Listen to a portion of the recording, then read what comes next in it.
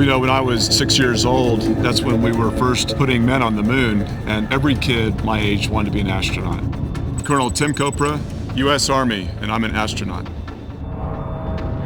Once I started serving in the Army, working at Fort Campbell and in Germany and Desert Storm, always in the back of my mind was this idea that maybe someday I could achieve this childhood dream of becoming an astronaut.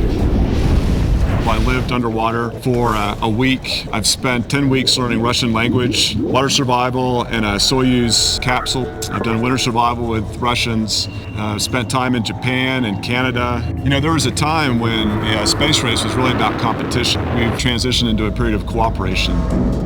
With the International Space Station, it is by far the most complex engineering, development, and marvel that man has ever created. There are very few boring days in my job.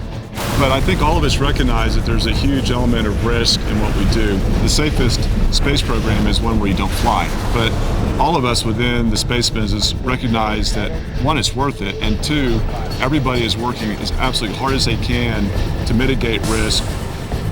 Space is really a team sport. We all have to work together to make this happen.